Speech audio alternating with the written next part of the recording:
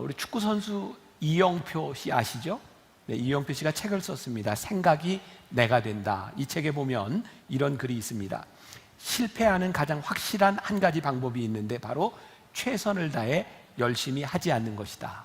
그리고 또 하나님께서 정해놓으신 일정한 성공의 법칙이 있는데 그것은 노력하면 발전하는 법이다.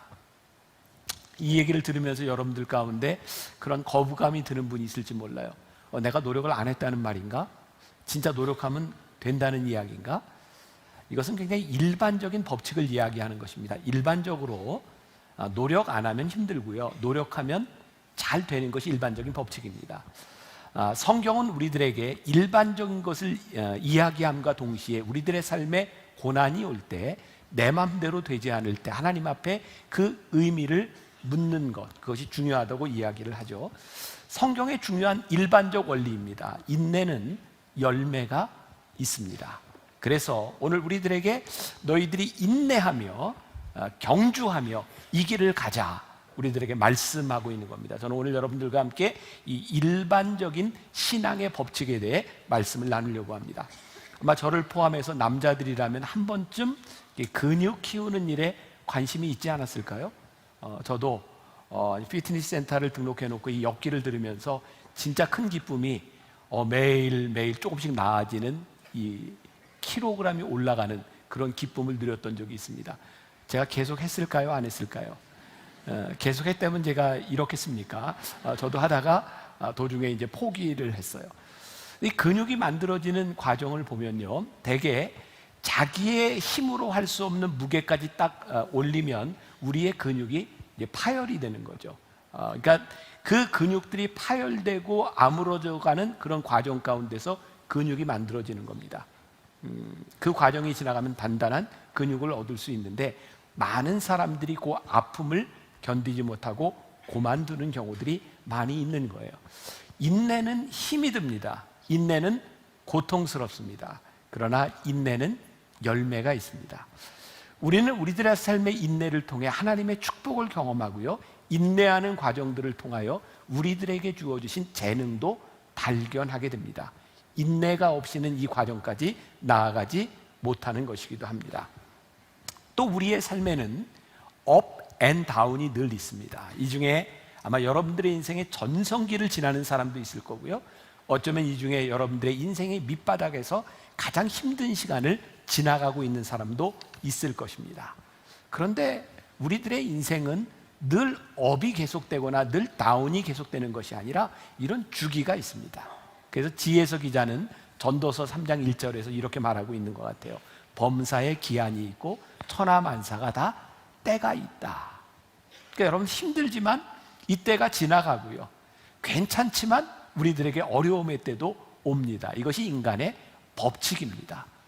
그런데 이런 인생의 주기에도 불구하고 우리들의 신앙의 영성을 유지할 수 있는 것이 있는데, 그것이 뭐냐면 신앙의 상승 곡선을 이룰 수 있는 방법이 있는데, 믿음의 주요 온전케 하시는 이인 예수를 바라보자, 이렇게 히브리서 기자가 우리들에게 말씀하고 있는 거예요. 그럼 우리의 인생, 우리의 신앙생활을 통해서 오늘 말씀은 무엇을 얘기하고 있는가? 말씀에 그렇게 표현이 되어 있습니다. 우리 앞에 당한 경주를 하며, 경주라고 하는 건 뭐예요? 시합을 한다, 이런 말입니다. 우리가 시합을 한다고 할 때는 몇 가지 규칙들이 있습니다. 첫 번째는 어떤 경주든지 룰이 있다는 거예요. 여러분, 우리는 우리들의 인생이 나에게 유리하게 내 위주로 좀 되었으면 좋겠어요. 그런데 세상은 절대로 그렇지 않습니다. 내 인생은 나를 위해서 돌아가는 것이 아니라 우리의 인생에는 규칙이 있다는 거예요. 그래서 우리 신앙생활을 하는 우리들에게도 이 신앙의 규칙을 제가 이제 후에 이야기하겠지만 잘 알아야 우리 인생의 신앙의 경주를 잘 할 수 있는 거죠. 두 번째, 우리들이 경주한다고 이야기했을 때는 필연적으로 이 경주에는 상이 따르는 겁니다. 여러분, 우리가 예수를 믿고 구원을 받는다, 저는 우리들이 여기에서 끝나는 것이 아니라 구원의 상급을 좀 바라볼 수 있는 사람이 되었으면 좋겠다. 전 이걸 이렇게 표현합니다. 거룩한 야망. 야망이라고 하는 말이 욕망이 될 수도 있습니다. 왜? 내가 원하는 것을 이기적으로 원할 때죠. 그런데 이 야망과 우리들 속에 있는 이 욕망을 거룩하게 만드는 것은요, 하나님 앞에서 우리들이 경주하며 믿음의 주요 온전케 하시는 일을 바라보며 우리들이 경주할 수 있을 때예요. 또 조금 이따 다시 또 설명을 할 겁니다. 세 번째, 우리들이 경주한다고 할 때는 우리들에게 훈련이 필요하다는 거예요. 훈련은 반복되는 것이고요, 반복되면 우리들에게 습관이 되는 겁니다. 그래서 우리들이 경주에 승리하기 위해서는 우리들의 삶의 신앙생활을 잘할 수 있는 훈련이 우리들에게 되어 있어야 하고요, 중요한 것은 훈련을 방해하는 요소들을 우리들이 어떻게 제거하느냐에 대한 부분이죠. 어떤 분을 제가 초신자를 신방했을 때입니다. 이분이 만나교회에서 신앙생활을 시작을 했고요, 은혜를 경험하면서 이분의 마음 가운데 내가 신앙생활을 잘 해야 되겠다, 이런 생각이 들었답니다. 그래서 결심을 하고 예배도 드리고 신앙생활을 하는데, 문제는 나는 결심을 했는데 주변이 결심을 안 해주는 거예요.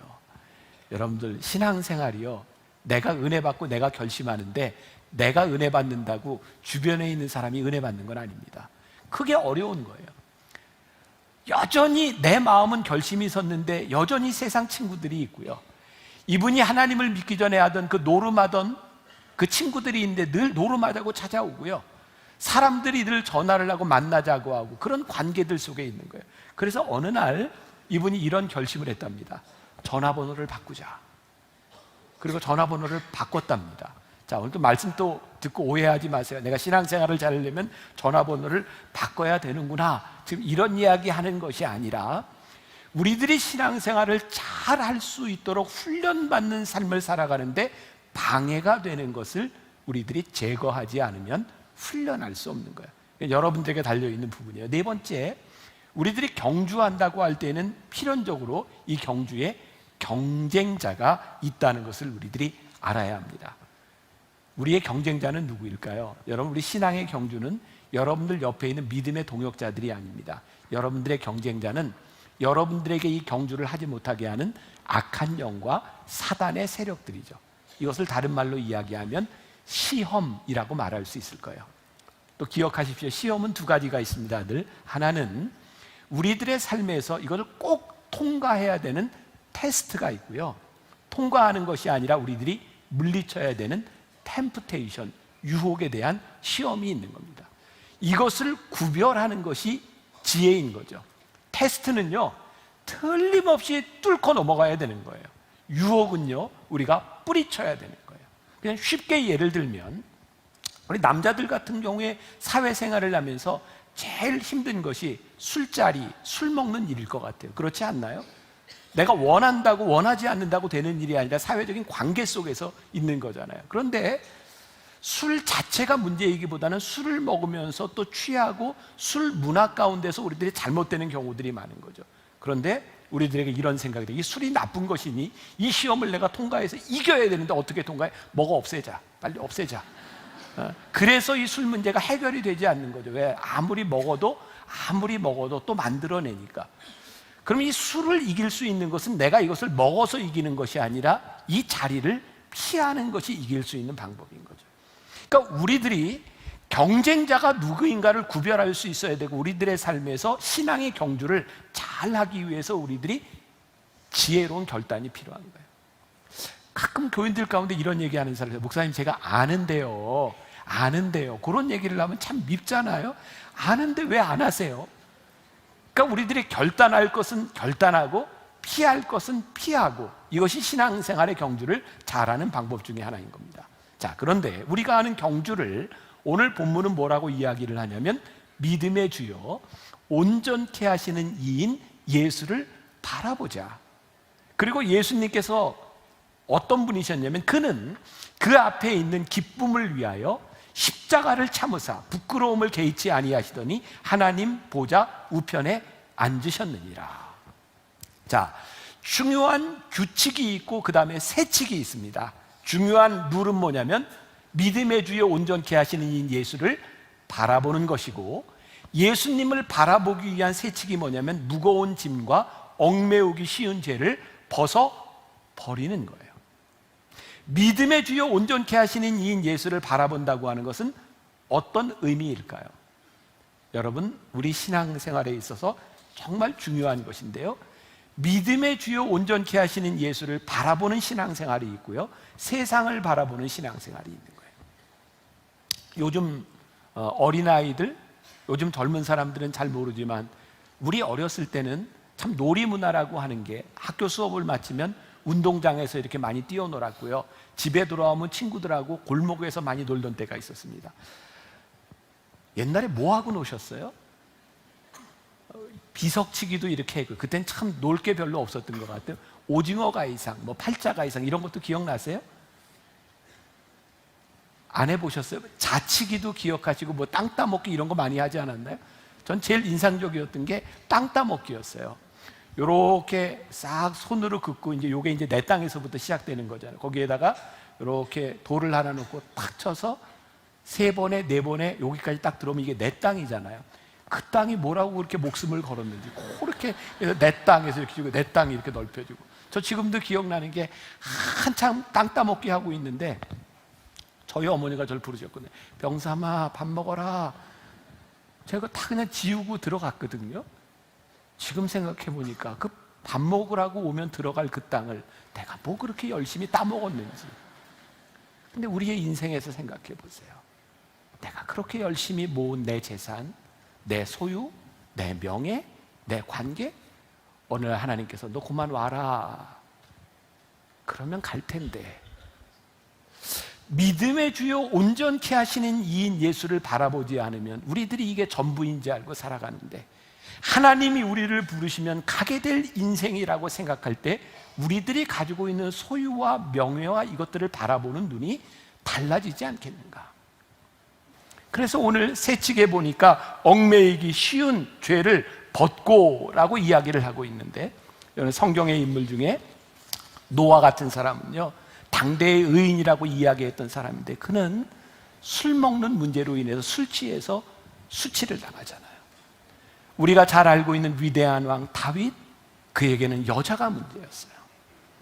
우리가 잘 아는 모세, 그는 하나님이 쓰시는 사람이었는데 그는 화가 나면 참지 못하는 사람이었기 때문에 결국 가나안 땅에 들어가지 못하고 말이죠.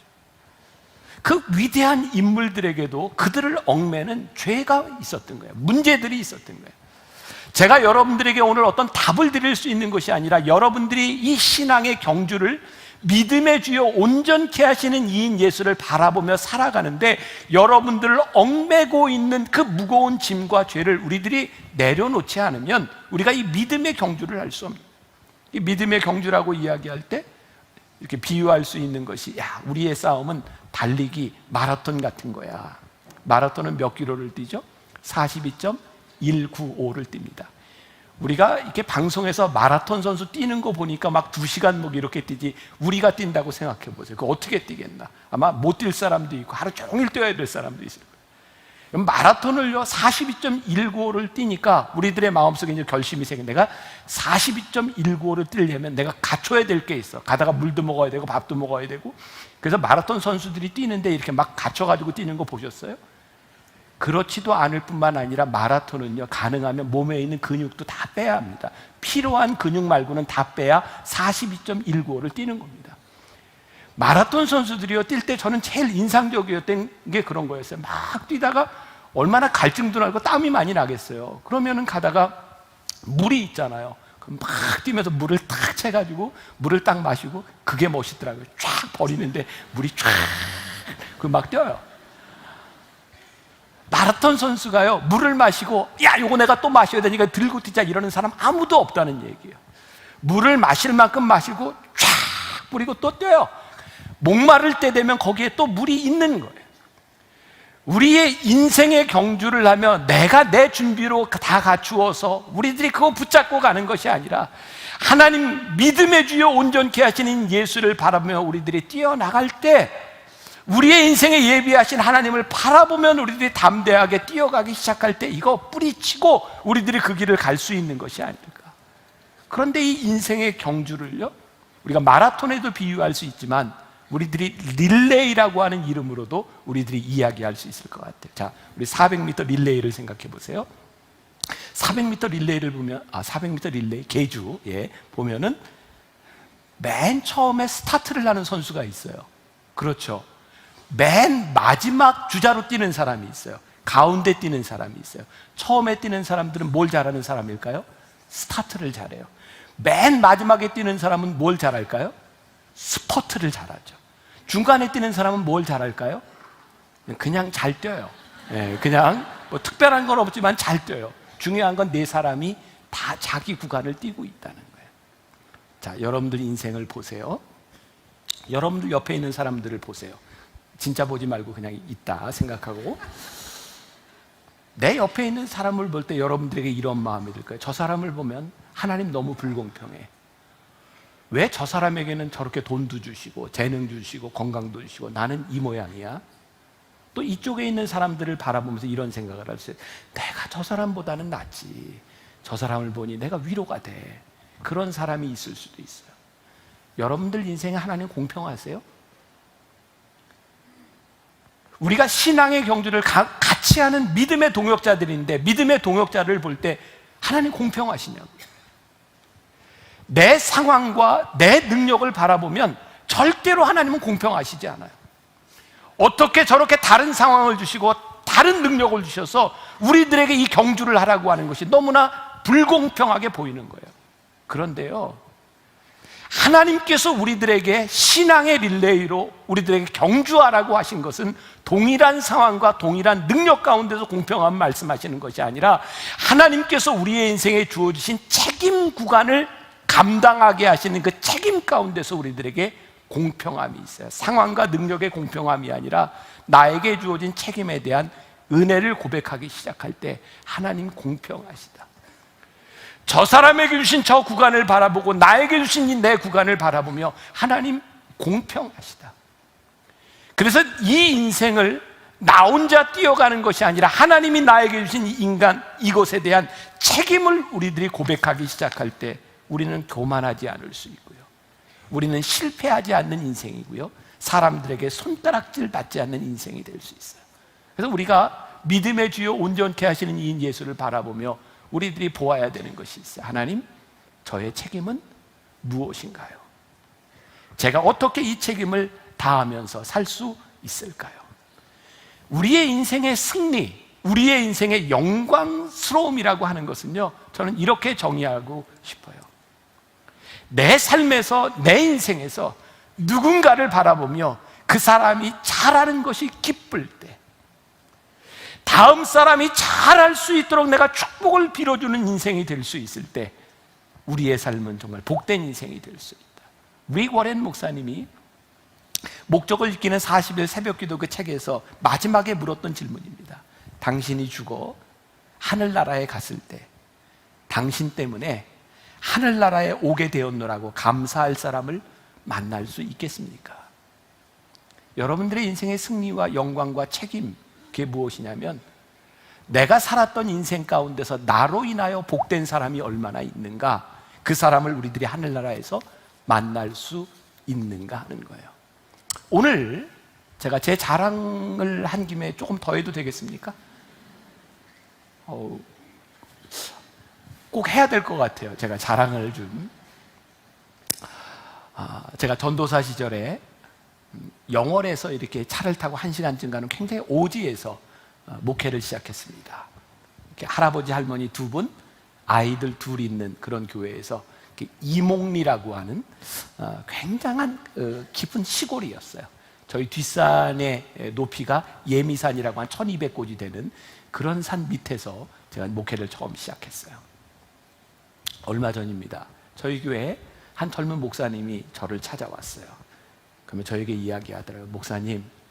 목사님이 그때 1988년, 89년 영월에서 목회할 때, 그때 이목리에 있는 이목교회가 지금도 영월 지방의 전설로 내려오고 있습니다. 이유가 뭐냐면, 제가 거기 가서 목회해서 특별히 잘하고 이랬던 것 같지도 않은데 청년들이 모였어요. 그래서 그 시골 교회에서 청년들을 가지고 축구팀이 만들어졌고요, 아이들이 50명 이렇게 모여서 교회 학교가 생겼고 어른들이 모이기 시작했어요. 그게 그 당시에 시골 교회에서 상상할 수도 없는 일이었어요. 레전드라고 얘기해요. 레전드. 제가 레전드.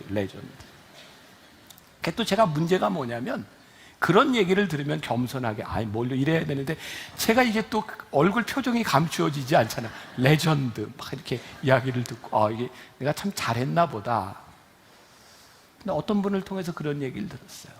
제가 있었던 그 이목리에 그 교회 아무도 기억하지 못하는, 이름도 알려지지 않는, 제가 오기 전에 그 교회에 있었던 전임 목회자가 둘이요, 제가 오기 전에 40일씩 금식 기도를 했답니다.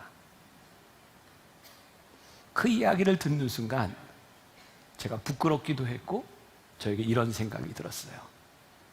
내가 그분들의 열매를 내가 따고 있구나. 내가 잘했다 이렇게 이야기할 수도 있겠지만 그분들의 기도와 그분들의 헌신과 그분들의 금식이 없었다면 지금 내가 이 열매를 딸 수 있을까? 여러분, 우리의 인생을 보면요, 누군가는 씨를 뿌리는 인생을 살다 가는 사람도 있고요, 누군가는 물을 뿌리다 가는 인생도 있고요, 누군가는 누군가 열심히 씨를 뿌리고 물을 뿌렸던 그 인생의 수확을 누리는 사람도 있습니다. 하나님이 우리들에게 주신 인생이 다른 거예요. 그런데 하나님께서 나에게 맡겨주신 그 인생이 귀하다, 나에게 주신 그 책임의 구간을 잘 갈 수 있는 사람이 이 믿음의 경주의 승리다라고 고백할 수 있는 사람들은요, 그의 인생이 복된 거라고.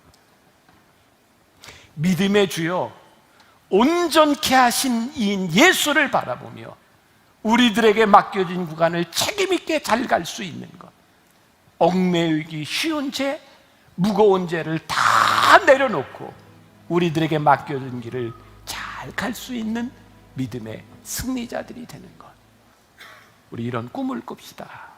먼 훗날 하늘나라에 갔을 때 내가 당신 때문에 이 자리에 있노라고, 그 말이 우리들의 삶에 가장 영광스러운 고백이 될 수 있는 것.